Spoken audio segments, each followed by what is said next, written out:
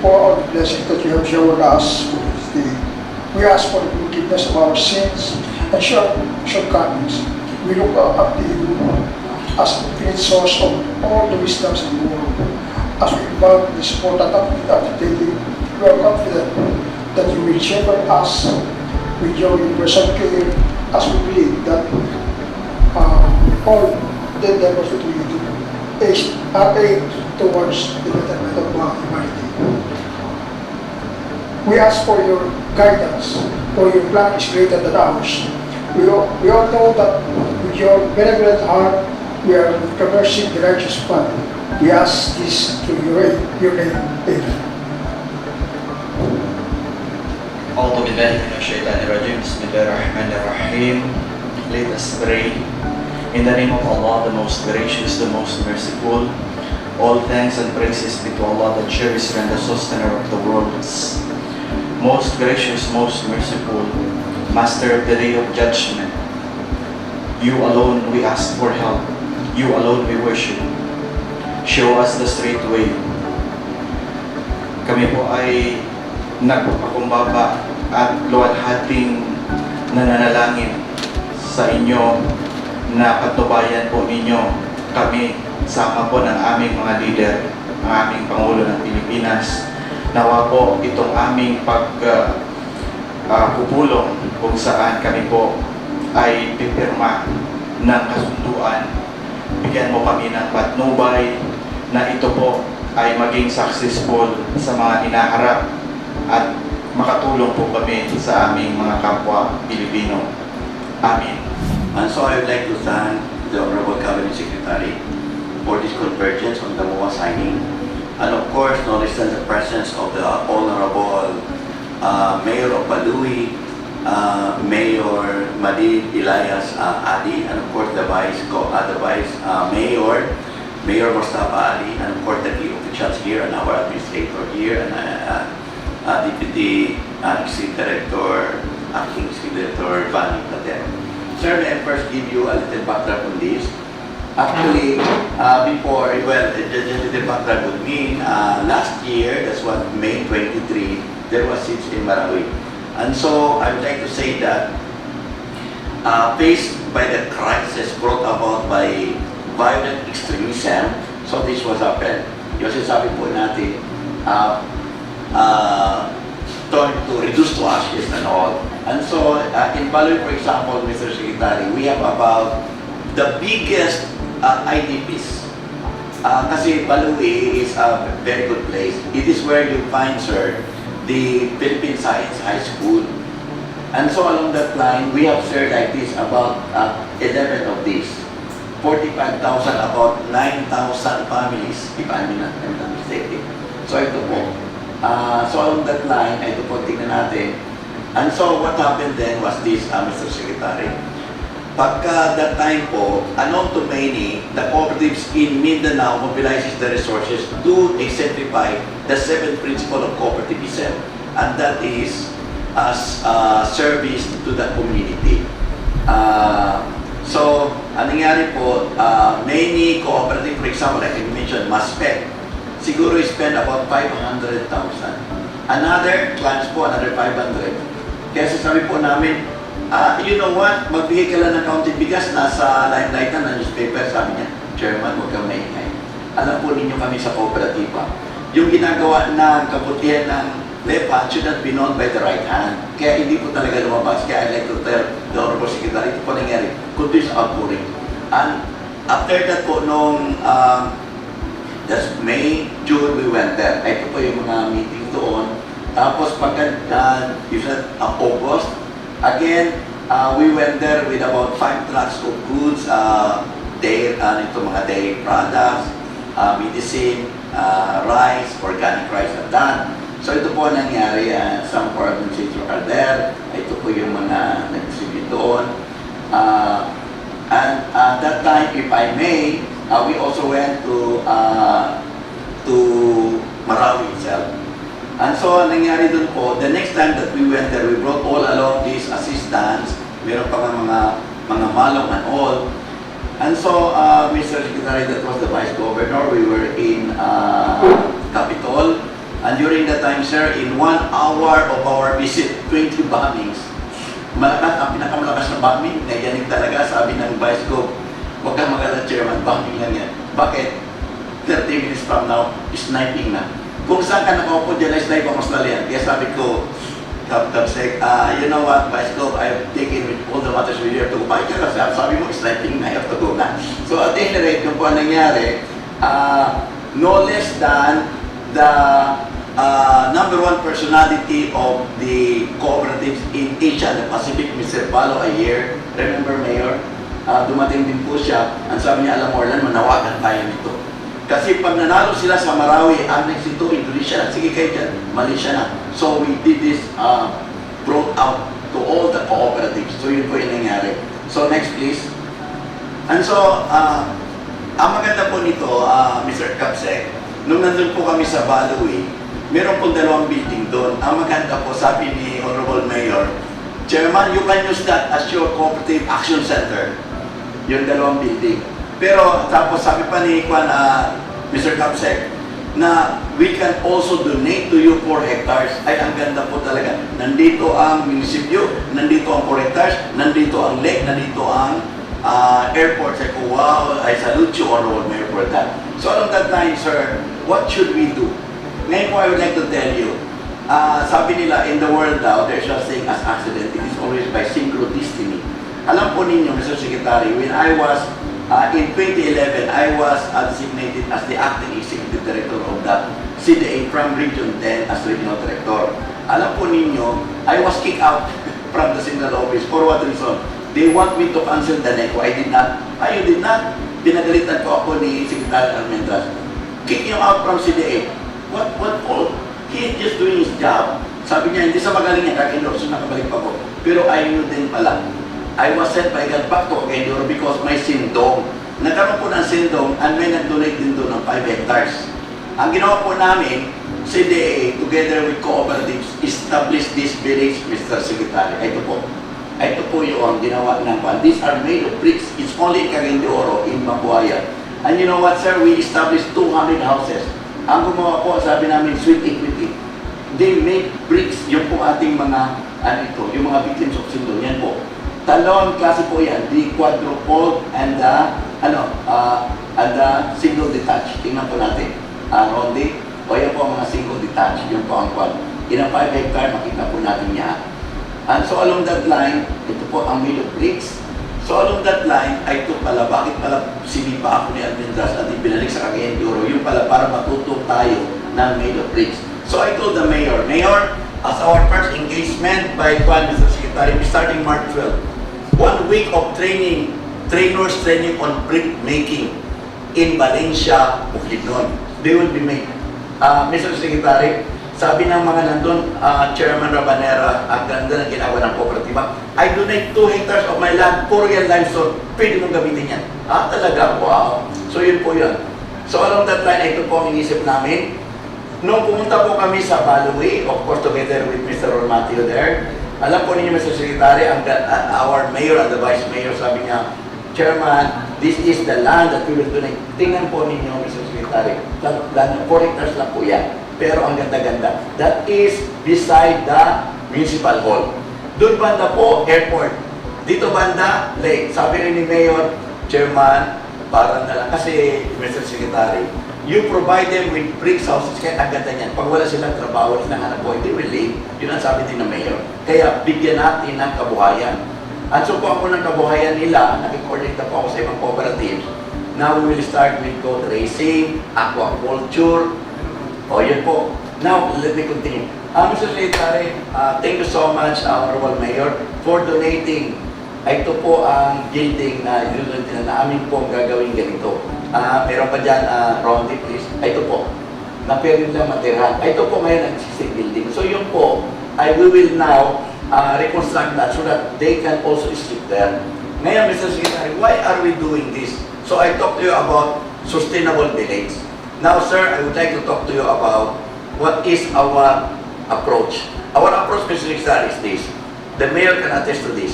You talk to the IDPs, some of them, sir, do not want to go back anymore. There's no psychological fear. And so what the mayor and the vice mayor have told me, Chairman, i-train natin lalo ng kabataan. It's, sir, in coordination with TESDA, after this signing, sir, we will now sign another agreement with TESDA. Provide them with courses, short-term courses, kahit na 6 months lang yan. Tapos may diploma. Mr. Secretary, we will take after that. Sabi ni Mayor, huwag ka na mag-alala, Chairman. Pag meron silang training on hotel and management, welding ba yan, agriculture ba yan, they will now go to Saudi Arabia. They will now go to Middle East to work there. Mga bata pa ito, mga teenager eh. And so along that line, so ang approach po natin, 45,000 IDPs, 9,000 families. If we will still build, sir, yung ating village, ang mabibigyan lang natin ng kabuhayan dyan, 200 lang. Pero if we will train them, thousands of them, to capacitate them to work abroad, sir, we will be training thousands. So yun po ang training center. So along that line, ito po ang aming naisip, Mr. Cabinet Secretary, another approach. So along that line, sir, kaya nga po, in our shortest around, we really put in there, Cooperatives Unite for Marawi.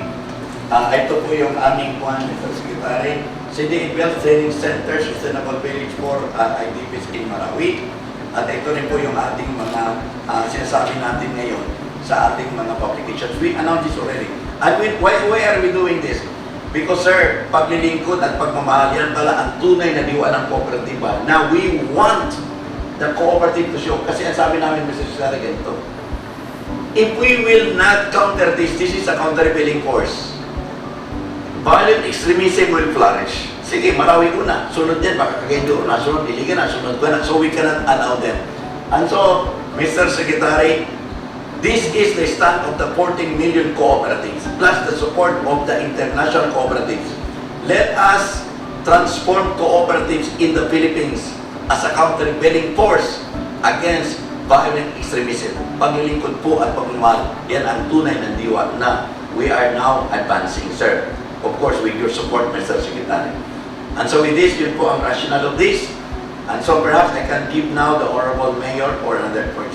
Thank you so much, sir. Beginning greeting. Assalamualaikum warahmatullahi wabarakatuh. Peace and tranquility to us. Secretary, as mentioned by Chairman Rabanera about the number of our IDPs, it is almost equivalent to the number of our population. So we catered them for almost 9 months. Up to now, hindi pa nakabalik yung mga IDPs namin because most of them were from the ground zero. So, dito po sa Baloi, we always welcome any government agencies, non-government organization that will come in na gustong tumulong sa amin. As a matter of fact, yung Philippine Science High School of Baloi, we donated about 4 hectares, both by the local government unit of Baloi. Ito ngayon, programa that was introduced to us by Chairman Rabanera, in nagustuhan ko po yan. Although this will not benefit my constituents and the LGU of Baloi, but our internally displaced people of Marawi City, I believe they will enjoy and they will be the recipient of this program. Because as made mention by Chairman Rabanera, this will be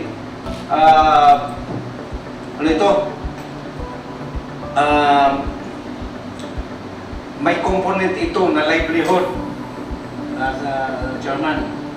So kami po ay nagpapasalamat kay Secretary, sa inyong Secretary, kay Chairman Rabanera, na sana po this will be materialized because this site is adjacent to the place the other day where President Rodrigo Duterte, kasama ko po na nag-groundbreaking doon sa 1,000 duplex houses for the armed forces and the PNP. That's only about mga 1.5 kilometers po ang distance niya doon sa site na we donated sa CDA. So kami po ay lubos na nagpapasalamat at sana po ay mayroon pa mga biyaya na galing sa ating gobyerno, lalo na po yung nung binulungan ko po si Presidente. Sir, yung claim mo na Maranao blood from the Sampurna and Kamayungan, it's here dito sa Baloi. So ang sabi niya sa akin po, Secretary, mag-iwan ako ng legacy dito sa Baloi. So I hope na tuloy-tuloy po ang pag-boom ng ating bayan dito sa Baloi. Marami pong salamat.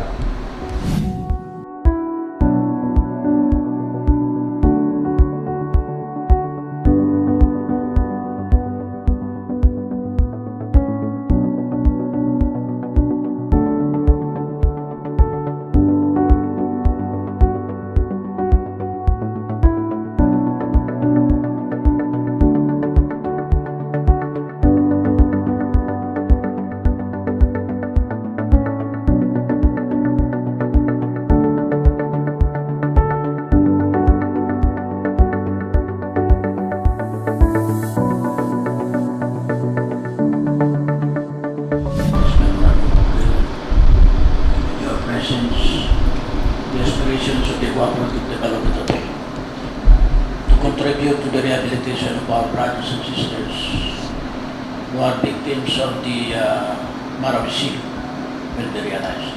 Thank you very much. Thank you very much, Jose Pagkasakan.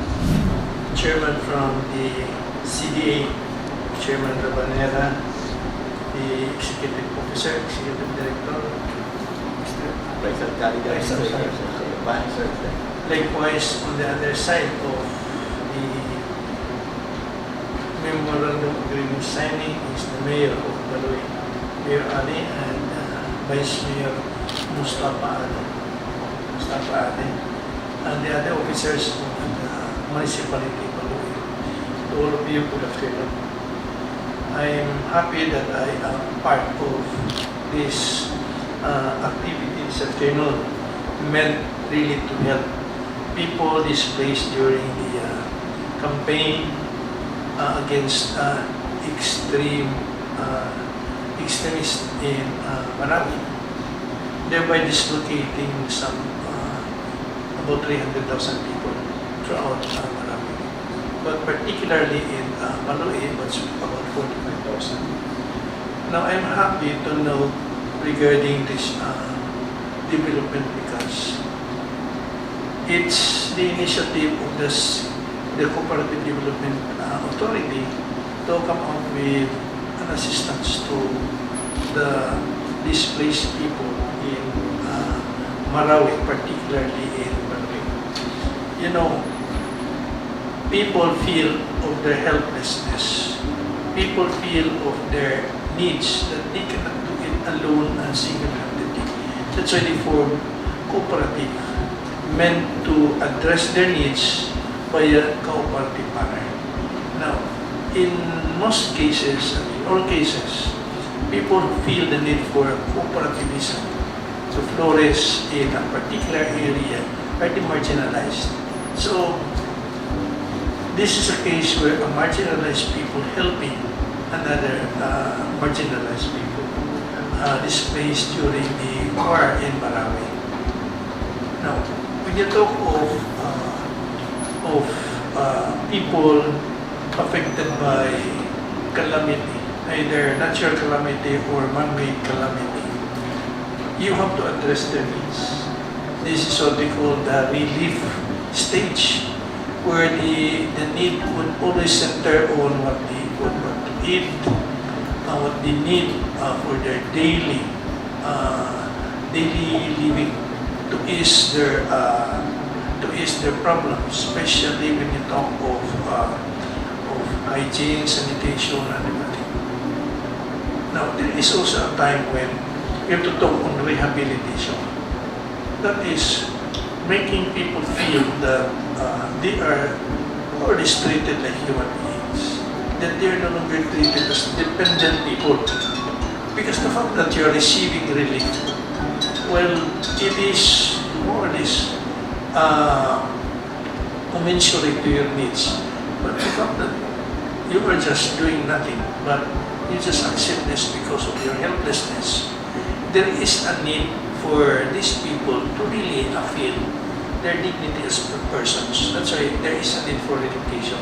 Now, when you talk of relocation, it is not just building. When you relocate people, you create community. Because by creating community, you immediately think of the utilities that people do need, just as any other human beings would need. You talk of water, you talk of electricity, you talk of roads. Other than that, just like any other residents in communities throughout the country, there is what we call the social